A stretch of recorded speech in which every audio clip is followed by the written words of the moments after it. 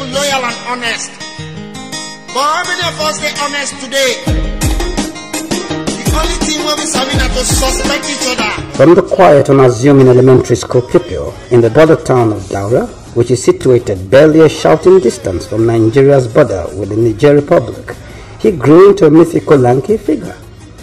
A man whose name was only whispered in gripping fear behind the sanctuary of locked doors by his fellow countrymen. Buhari, it has to do with the human rights administration.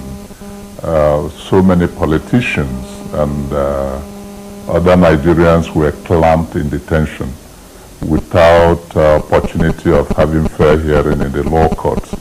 I think that was the main point against Buhari administration. Which way Nigeria? Which way Nigeria? Which way to go? Which way to go? I love my fatherland. Oh yeah. I want to know. He was the once quietly disposed secondary school classmate of Sheikh Musa Yar'Adua, the charismatic number 2 man in the Obasanjo military dictatorship, and elder brother to the late President Umar Musa Yar'Adua. Sheikh Yar'Adua died ignobly in suspicious circumstances at the hand of the dreaded General Sani Abacha, whose government he served as the chairman of Abacha's Petroleum Trust Fund, PTF. It is on record that Yar'Adua shared a dormitory with Muhammadu Buhari, thus commencing a lifelong but not always easy friendship. With Buhari, Yar'Adua joined the school cadet corps. He is Muhammadu Buhari, retired Army Major General and former military dictator who overthrew the civilian administration of Alhaji Sheikh Aliyu Shagari barely 14 weeks into Shagari's second term in office. The administration is deeply concerned about the harsh economic conditions under which more than 95% of Nigerians now live, and will avail itself of all available resources to revitalize the economy and make life more meaningful for these Nigerians. He is General Muhammadu Buhari, the chairman of the Petroleum Trust Fund, a super parastatal that operated like an alternative government of sorts under General Sani Abacha. He is General Muhammadu Buhari, a man whose military regime became the first to sentence a woman to death by firing squad. This is the story of the real Buhari, the man behind the mask, the real person behind the personality. Ramrod, stiff, never smiling.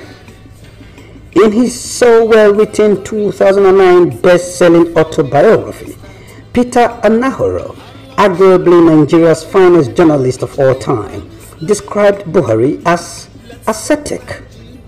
His profile, coupled with his court followership and fame among the fringe of the religious extreme, easily fits that of a religious zealot and a fundamentalist. To cap this view, the Nobel laureate, Professor Wole Soyinka, once described him as an ethnic bigot.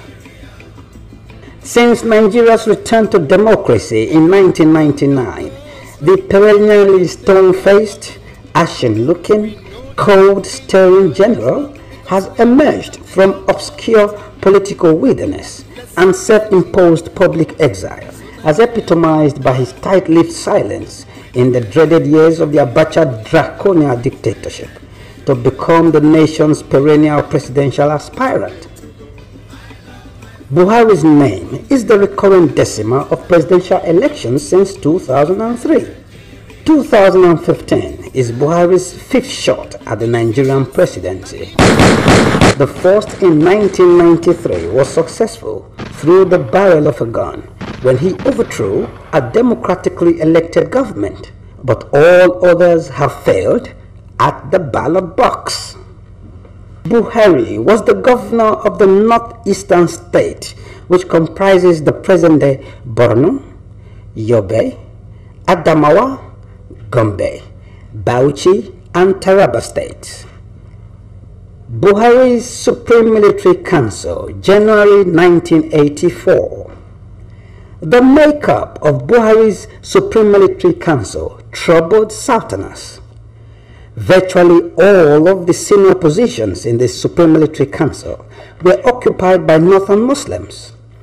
Of the 16 members of Buhari's ruling Supreme Military Council, 11 were from the north, while 5 came from the south, with only Commodore Ebitu Ukiwe representing the southeast and Brigadier Ola Oni from Lagos, who represented the southwest. Fela Anikulapo Kute wondered why Shehu Shagari was not put on trial by Buhari.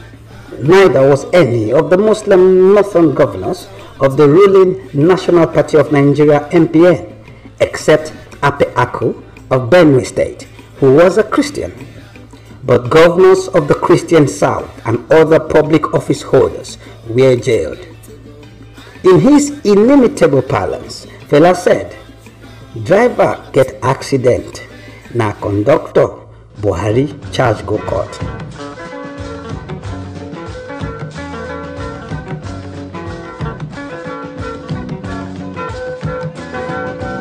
Under Buhari's regime, anyone could be detained at his whim using draconian decrees. The list of those incarcerated under Buhari's regime is lengthy.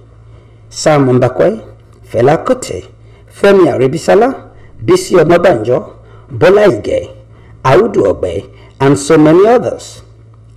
Individual security was so bad under Buhari that when Pa Adekunle Ajashin was acquitted twice by courts that found him not guilty of Buhari's accusation of corruption, the Buhari regime rearrested and detained him under Decree No. 2. While Buhari detained Tai Sholari and denied him medication, even while Tai Sholari was having persistent asthmatic attacks. Specifically, due to his criticisms of the successful military administrations, he incurred the wrath of the Buhari regime and became a victim of its much dreaded State Security Detention of Persons Decree No. 2 of 1984. Disturbed by the violation of his fundamental human rights, Sholari, through his lawyer, Dr. Olu Onagoluwa, filed a writ of habeas corpus at the Lagos High Court, seeking the detainee's production in court and Sholari's subsequent release. The court ruled in Sholari's favor, and by this ruling, the court invalidated the detention order under which Sholari was incarcerated. When Buhari took over, he detained Bisi Onabanjo of Ogun State, Kayode Latif Jakonde aka Baba Kekere of Lagos State, Sam Mbakwe Imo State, Ape Aku Benue State, and Professor Ambrose Ali of the defunct Bende State, now Edo and Delta states. These were men who were regarded as arguably the best performing governors of the Second Republic. Oleye Victor Olabisi Onabanjo was known as an unpretentious and plain-speaking man, and his administration of Ogun State was considered a model at the time and later. On May 13, 1982, he commissioned Ogun Television. The Ogun State University, founded on the 7th of July 1982, was now renamed Olabisi Onabanjo University on May 29, 2001 in his memory. He also established the Abraham Adesoyan Polytechnic. He was imprisoned for 20 months, and he did not last long after release from Buhari's Gulag, for he died shortly after. These men were plagued by terrible diseases while in prison.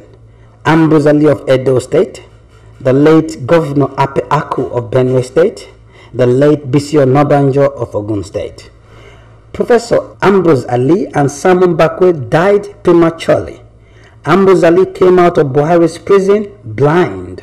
Ambrose Ali was so poor that the Edo State government had to build him a befitting house after his death so as to hold a decent burial. General Buhari impounded the official passport of Papa Obafemi Awolowo and denied the old man visits to his doctors at Mayo Clinic, Rochester, Minnesota, United States of America, for the years he ruled Nigeria.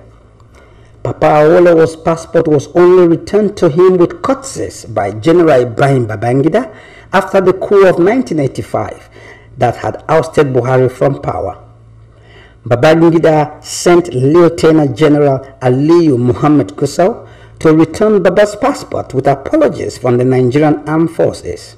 All these bring to mind the satirical song of Yubatu Gunde in the mid-60s, where similar incidents plagued the Nigerian political landscape. The years of the Wild, Wide West.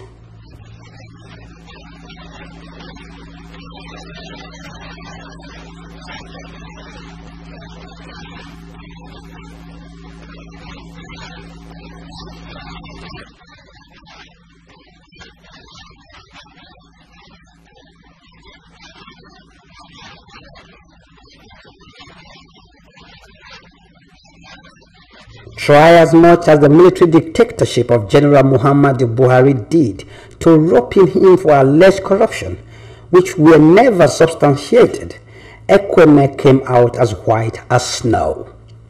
In fact, he spent the entire years of the Buhari regime in prison, but was never one day charged before a law court or a tribunal. Though he was under prison custody at Kirikiri for 20 months, the Buhari regime could not find one shred of evidence of corruption to nail Ekweme. When he turned 80 years in 2012, Dr. Alex Ifeanyichukwu Ekweme gave a thought-provoking interview. He was arrested and detained on the 9th of the coup by Buhari. During this interview encounter, Ekweme declared, "After the Buhari regime put me in prison for serving my country so selflessly, I felt Nigeria was not worth dying for or sacrificing for. First, I was locked up in Bonny Camp, Lagos. From there, I was moved to Kirikiri Maximum Security Prison. When I was locked up in Kirikiri in January 1984, in February, this same Buhari, who was president of Nigeria, though unelected, called a press conference and said that I, Alex Ekweme, was responsible for all the corruption in government, that I was in charge of petroleum. First, I had nothing to do with petroleum. The Minister of Petroleum in our time was the president, like in Abacha's time. And the special advisor on petroleum was Yaya Diko. Buhari cannot even get one evidence to support what he was saying because they were lies. Blatant lies. It is curious that why Ekweme, the incorruptible vice, was in prison for 20 months. His boss, President Shagari, whose failure led to the coup, was kept in the presidential palace in Ikoyi. In 1983-84, Buhari protected Anwar Ibrahim, the MPN Niger State governor, who was arrested in Heathrow Airport in London with £14 million sterling and several millions of naira and dollars. He was never persecuted. Buhari protected Shehu Kangiwa, MPN Sokoto State Governor, who conducted and supervised the famous Bakolori massacre of poor peasant farmers whose lands were appropriated without compensation. Ironically, Ayo Jewumi and Professor Ambuzali, the UPN Governor of Bender State, came out of prison blind as a result of imprisonment on false charges by Buhari. Buhari engineered the scrapping of one of the most foresighted policies of the UPN Latif Jakonde-led civilian government of Lagos State when he took over, which was the desire to improve transportation in Lagos and regenerate the city, which was the federal capital at the time. In 1982, the Jakonde government signed a $700 million contract for the Metroland project with a French consortium comprising of about 19 firms. The Lagos State government was required to pay only 10% of this money, while the balance was to be paid by the consortium. But Buhari scrapped the project, and Nigeria forfeited $60 million already deposited for the project. Even worse, Buhari ordered the judicial murder of Bernard Ogedegbe, who was sentenced to death under Decree 20 for a crime he committed before Decree 20 was enacted, whereas he carried a lighter sentence when he committed the crime. Buhari refused to accept any pleas to spare Ogundigbe's life. Hence, under Buhari, the state denies the individual his life at the whim of General Buhari. To summarize the state of security under Buhari's regime, Professor Wole Soyinka expressed shock that any Nigerian will ever contemplate voting for Buhari as a president. According to Soyinka, unquote, Buhari enslaved the nation. He gloated and glorified in a master-slave relationship to the millions of his inhabitants. It is astonishing to find that the same former slaves, now free of their chains, should clamor to be ruled by one who not only turned their nation into a slave plantation, but forbade them any discussion of their condition. Unquote. Buhari also abolished food subsidies in Nigerian universities and thereby prioritized the introduction of malnutrition into universities. Kayode Soyinka, the renowned journalist and author of Diplomatic Baggage, Mossad and Nigeria, the Diko Story, published in 1994, wrote, unquote, the Buhari government, in prosecuting its war on corruption, gave the National Security Organization, NSO, unprecedented powers of arrest and detention. The regime promulgated the State Security Detention of Persons Decree No. 2 of 1984, which gave the NSO the power to detain anyone suspected to be a security risk indefinitely. All forms of freedom were restricted, and there was vagrant deprivation of fundamental human rights. Decree 2, 1984, the State Detention of Persons Decree, was Buhari's sword of Damocles. Under this decree, journalists were hunted and jailed. More than a dozen press houses were closed down. Beko Ransom Kute, Taisha Larry and Haruna Ademu were all jailed under this decree. Labor unions and professional associations were proscribed and banned. The Nigerian Medical Association, NMA, the National Association of Resident Doctors, National Association of Nigerian Students, and the Academic Staff Union of Universities, ASU. The list was endless.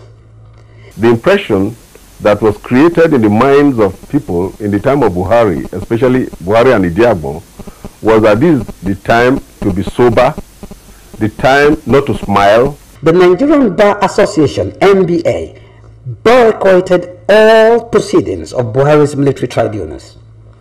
There was the National Security Organization, NSO, Nigeria's first secret police service, which was on hand to intimidate, harass, and detain protesters and demonstrators, students, lecturers, critics and activists, and civil servants who dared embark on strikes. By October 1984, Buhari had retrenched 200,000 Nigerian civil servants. On the 15th of April 1985, Buhari announced the expulsion and deportation from Nigeria of more than 700,000 foreigners, especially from Ghana and other West African nations. Africa continues to be economically and politically disrupted by the mass movement of workers expelled from Nigeria. Almost 900,000 have already returned to Ghana alone. Sometimes the convoy stretches for 300 miles. Many workers had to sell all their possessions to get this far. Taxi and truck drivers are accused of charging outrageous prices, but many workers believe that staying behind in Nigeria meant prison or even worse. And they are killing many people. If you don't go, your life is at risk. Whether you like it or not, you should leave. The deadline of May 10th was set. All illegal immigrants must leave Nigeria in less than 4 weeks. It was a massive exodus, but it was not the first time this will occur. In April 1985, 6 Nigerians were convicted and condemned to death for drug trafficking by Buhari's Special Military Tribunal, most of them women. Lasukomi Awolola, Oladele Omoshebi, Jimmy Adebayo, Mrs. Sidikat Tairi, Miss Shola Oguntayo, and Gladys Iyama. Gladys Iyama, locked at the federal maximum security prisons in Kirikiri, was a crippled mother of 2 paraplegic children and was the first woman in the history of Nigeria to be sentenced to death by firing squad. The Buhari government knew the implication of executing a paralyzed mother of 2, and the sentence was secretly approved. The Gloria Okon case was rife. In 1985, Gloria Okon was arrested at the Aminu Kano International Airport on drug trafficking allegations. The case was traced to persons in government who provided security support for their couriers. Gloria Okon was said to have died in detention. The cause of the death was kept secret. To date, Gloria Okon is a mystery dating back to Buhari's days in power.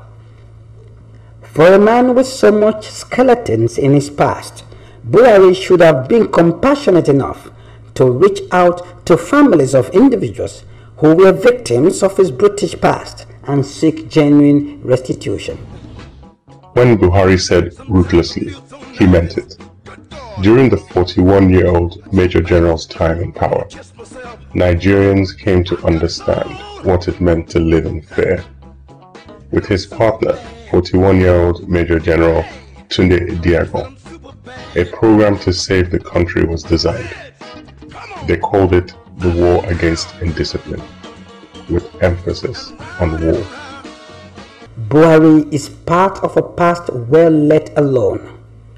Only the future should matter, and nothing about him speaks to Nigeria's future. On the 20th of March 1984, the Buhari Idiagbon regime launched the war against indiscipline. Why? To little but important everyday manifestations of indiscipline, such as rushing into buses, constituting ourselves into public nuisances, working without commitment. Up to this moment, there has been no formal declaration of war against indiscipline. It is my pleasure, therefore, to declare today the launching day for the war against indiscipline. The problems Idiagbon highlighted were real, and most of the solutions he suggested that day. The issue was how he and Buhari implemented their campaign. They pursued a brute force and highly physical campaign, which inevitably made them unpopular with ordinary Nigerians. Many Nigerians will never forget the koboko, or bulala, or horsewhip lashes that lacerated their backs for not queuing up at bus stations, or for even dropping a piece of paper.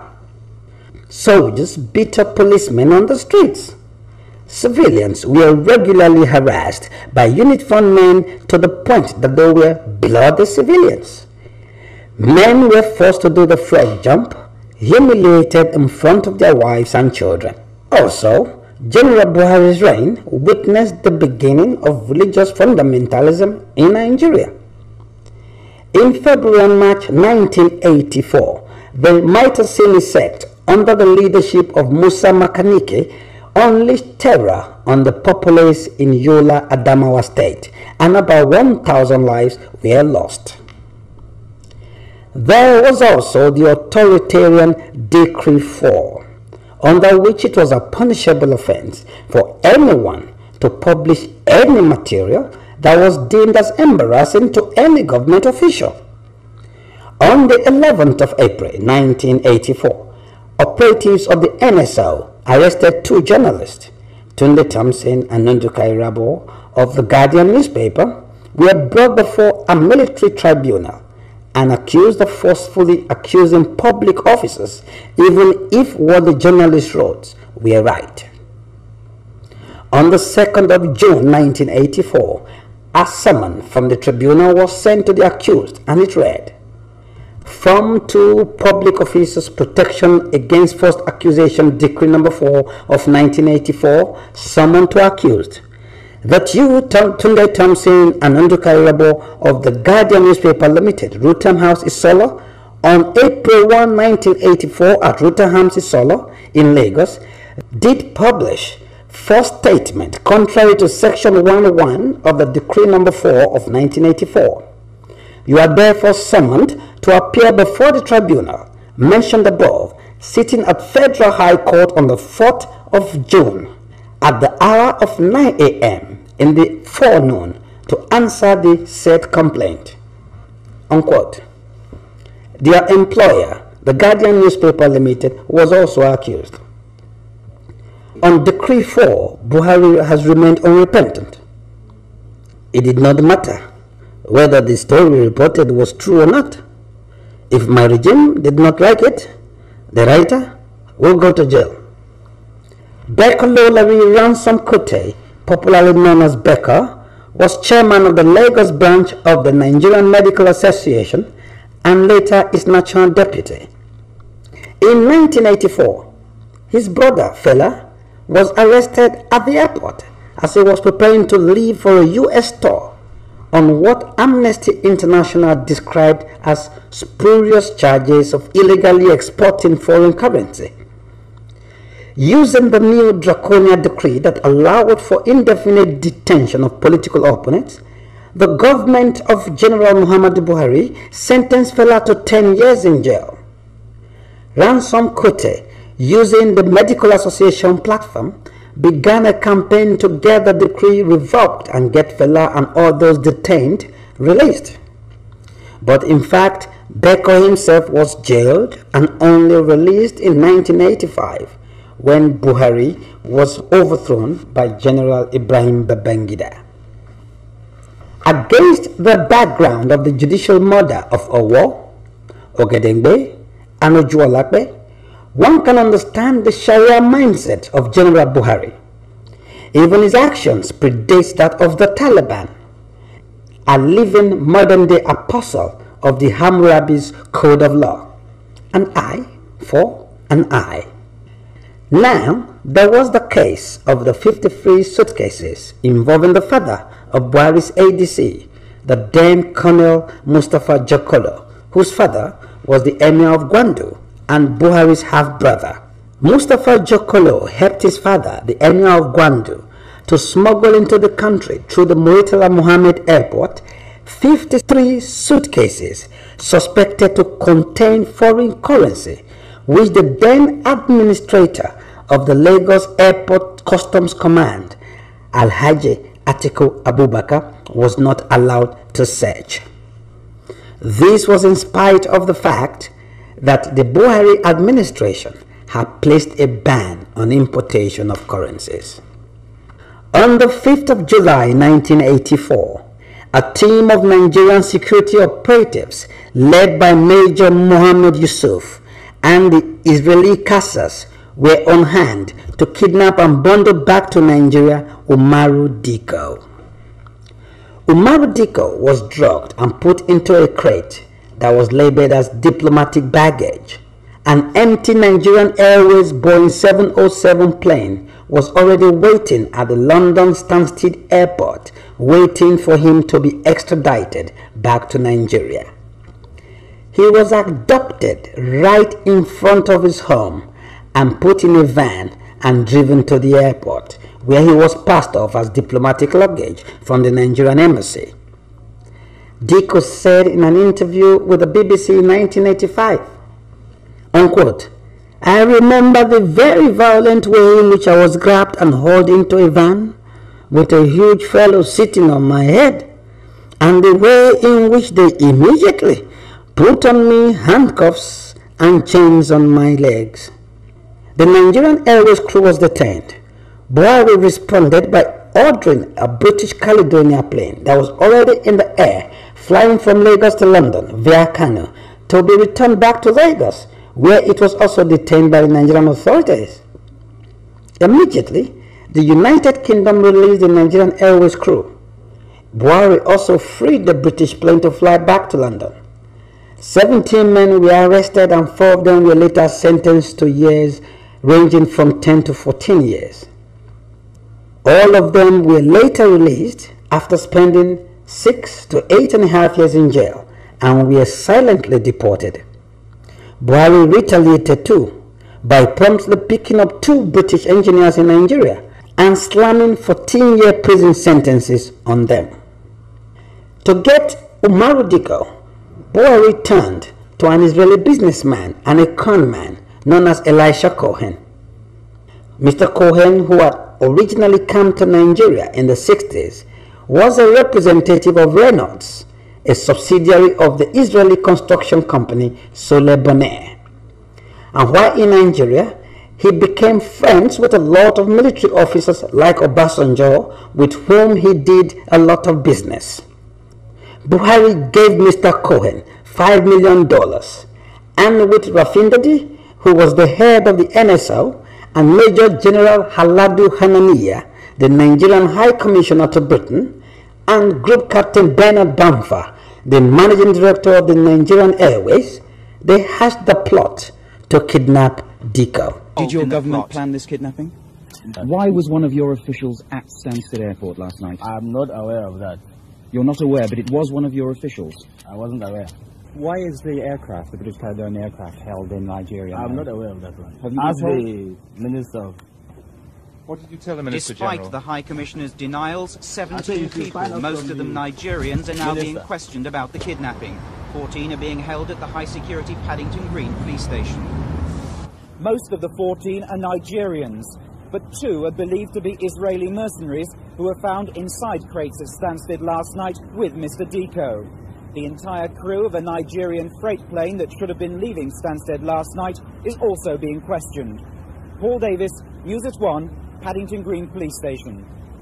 Immediately after the Umaru Dikko kidnap saga, the British satirical magazine Private Eye lampooned the incident and mocked Nigeria with one of its most famous headlines: "Fly Nigeria, it's a great way to travel."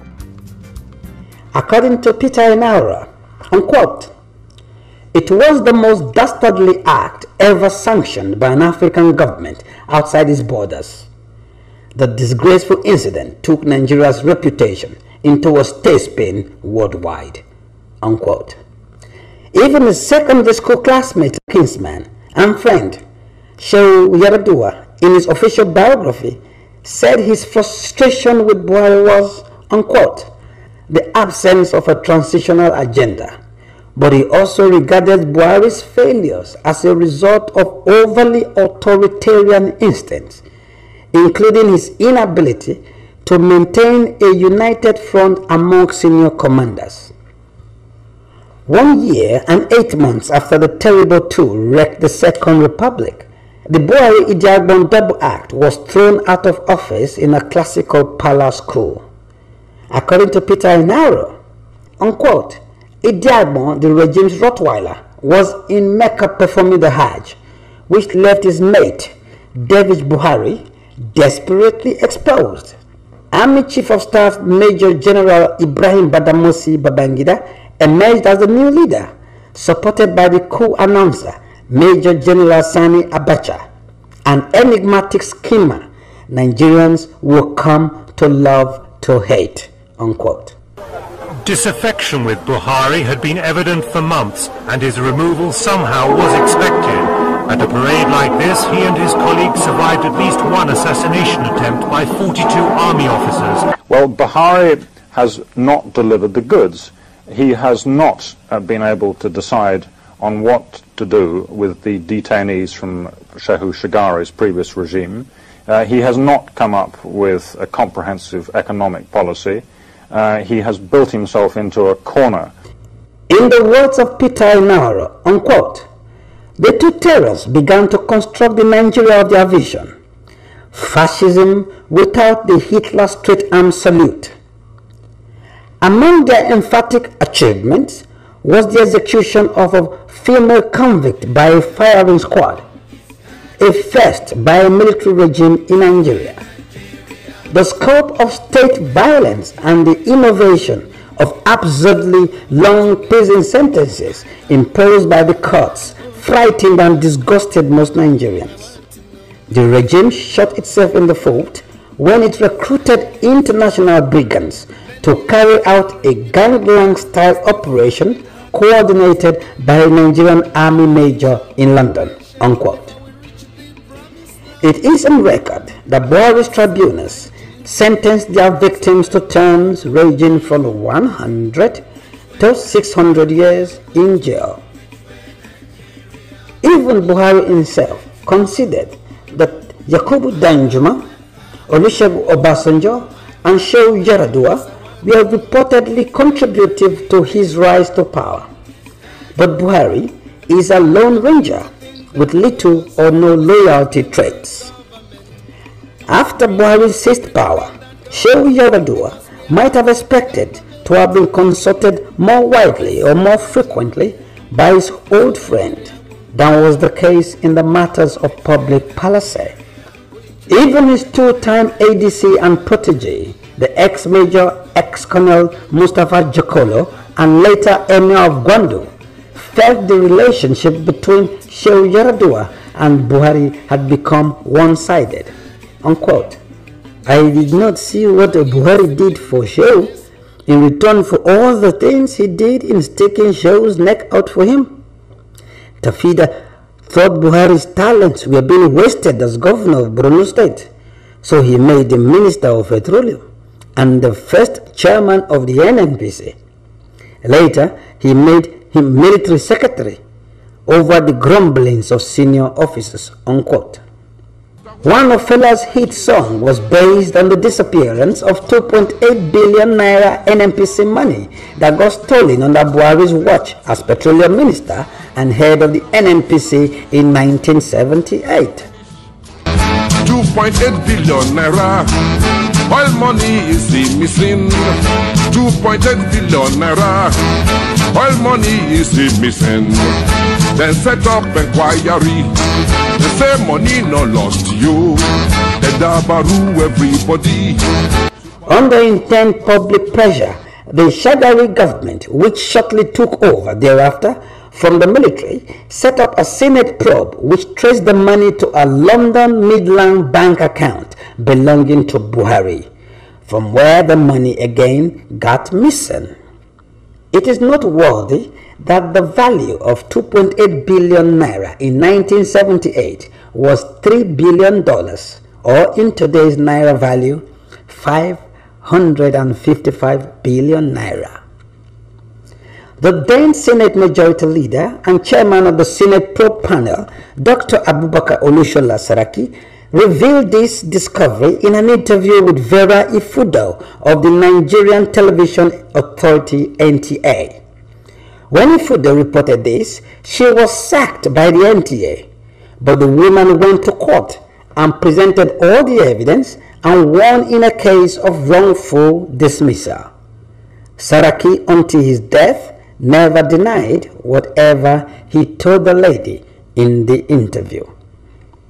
Predictably, the first act of Buhari and his cohorts upon seizing power was to ransack the Senate and destroy all papers relating to the 2.8 billion naira probe. And then they followed that up quickly with the indiscriminate arrest of politicians.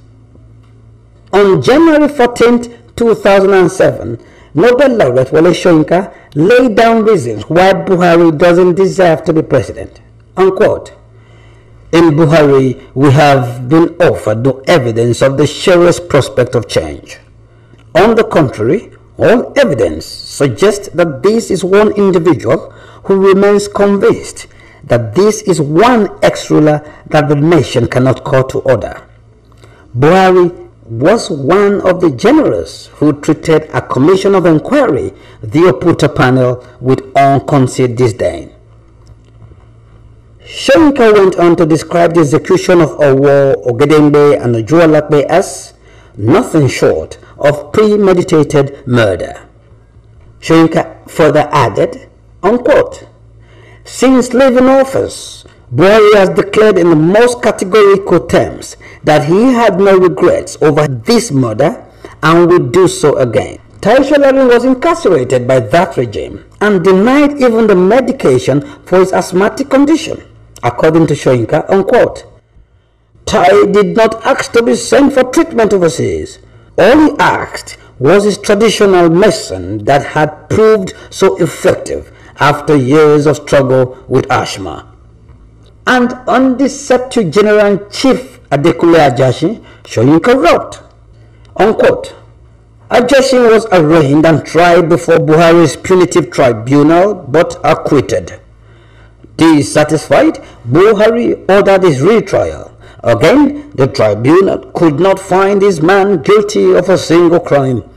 So once again, he was returned for trial, only to be acquitted of all charges of corruption or abuse of office. Was Chief Ajasin thereby released? No. He was ordered detained indefinitely. There was the case of Buhari's deliberate, humiliating treatment of the then Emir of Kano, Alhaji Ado Bayero, and Oba Sijuade, the Oni of Ife, over their visit to the State of Israel. This royal duo went to Israel on their private steam and private business. Since when, one may ask, did a free citizen of the Nigerian nation require the permission of a head of state to visit a foreign nation that was willing to offer that tourist a visa? The humiliation of Ado Bayero and the Oni of Ife demonstrates Buhari's total lack of respect for our traditional rulers and his gross disdain for what our traditional institutions stand for. In 1999, Obasanjo set up a management investigation panel to probe the activities of PTF under General Buhari. In the report of the investigative committee, it was revealed that the Afri Projects Consortium, APC, were contracted by PTF as management and project consultants. Buhari, as executive chairman of PTF, delegated them the power of engineer in all appropriate projects requiring such power. Afri Project Consortium, APC, then assumed absolute powers of initiation, approval, and execution of all projects. To corroborate this, a PTF trustee, Group Captain Usman Jibril, remarked that, unquote, Buhari brought in the late Ahmad Salhijo, his in-law, without informing us. He just saw these boys in the meeting. We asked him, who are these boys? He said they were just helping him take notes. We didn't know that he had engaged them as consultants without our knowledge and consent because we are all members. I told him that it was wrong. As trustees, if anything went wrong, we were the people that were prosecuted, not any other person. I asked them to change the procedure and they were not ready to change it. I said, okay, bye-bye, unquote. Sally Hijab, who was curiously reported dead the very day a committee was set up to probe the PTF, was the owner of Afri Projects Consortium, APC. APC was indicted for overcharging the PTF for up to about 25 billion naira by the Interim Management Committee and for also importing substandard, soon-to-be expired drugs at overinflated prices. This caused to question the ability of General Muhammadu Buhari to manage the Nigerian economy and fight corruption if elected president. In the weekend of January 11, 2015, these day newspapers reportedly got exclusive hold of the original copy of a report by the Petroleum Special Trust Fund PTF Interim Management Committee instituted on July 7, 1999 by the former President Olusegun Obasanjo.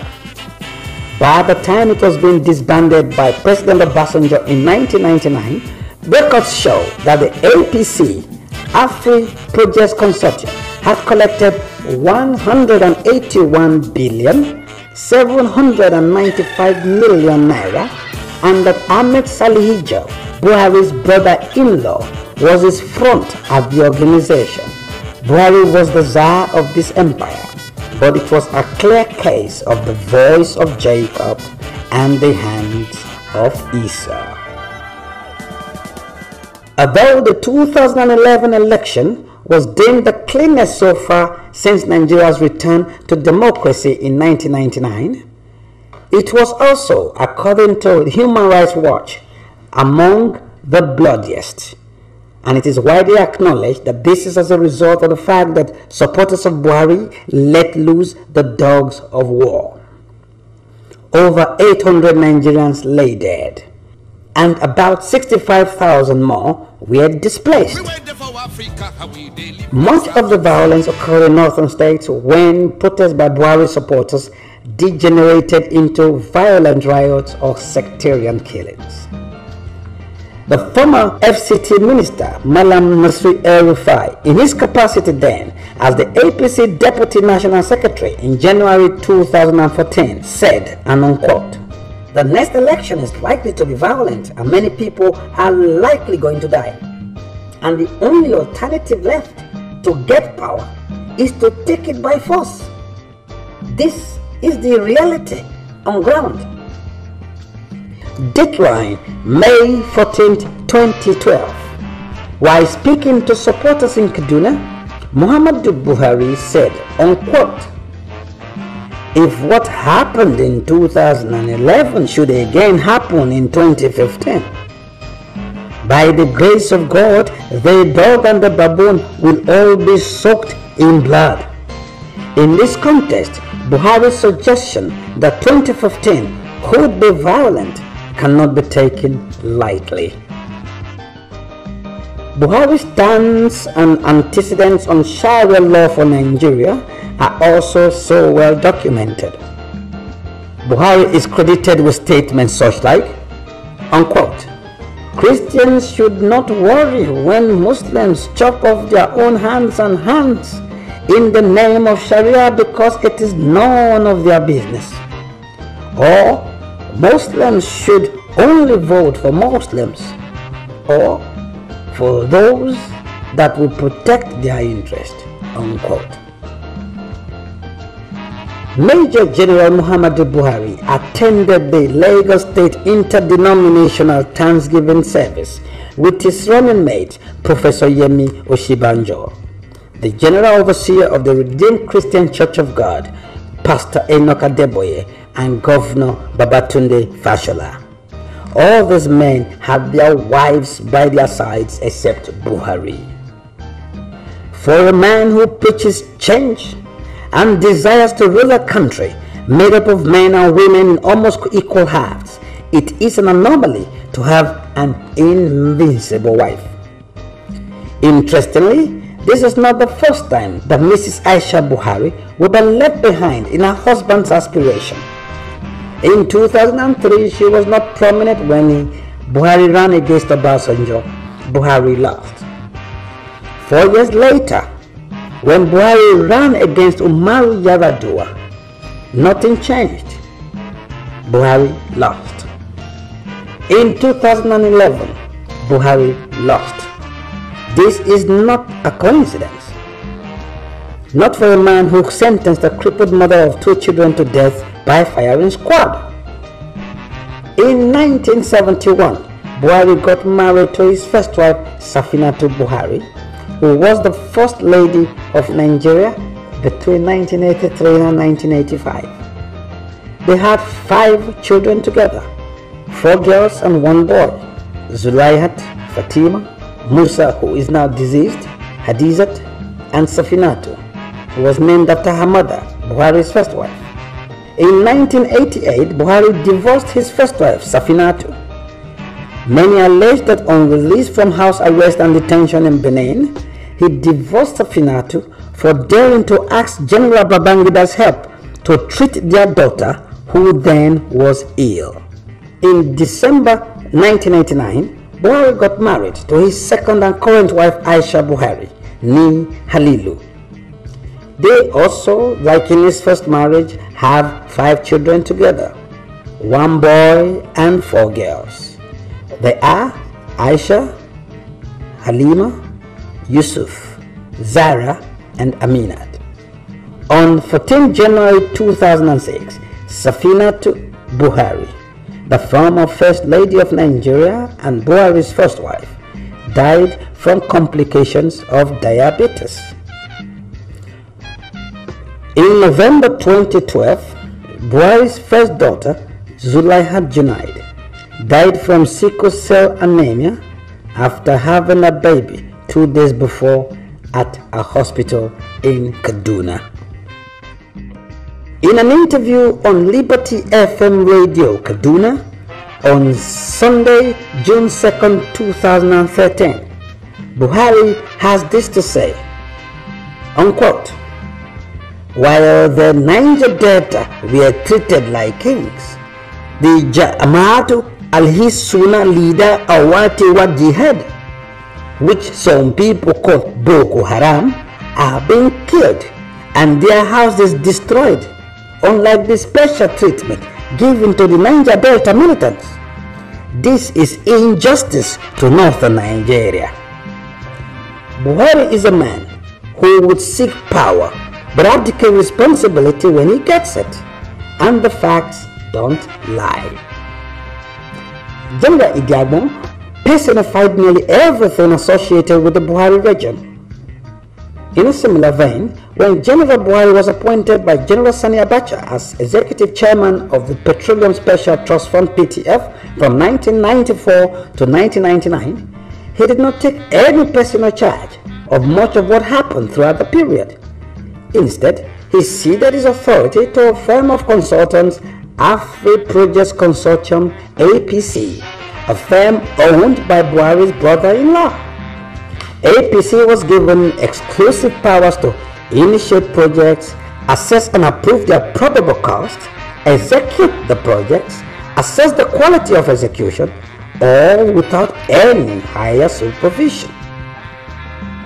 Once again, General Buhari's lack of capacity to take responsibility was amply demonstrated when, after his nomination as the presidential candidate of the All Progressive Congress (APC), he couldn't immediately choose a running mate. Characteristically, Buhari ceded the responsibility for choosing a running mate to another national leader of the party, Asiwaju Bola Ahmed Tinubu. In 3 consecutive elections, Nigerians have said they do not want Muhammadu Buhari to be their president. But Buhari simply refuses to take no for an answer. But how honorable and loyal is the man Buhari?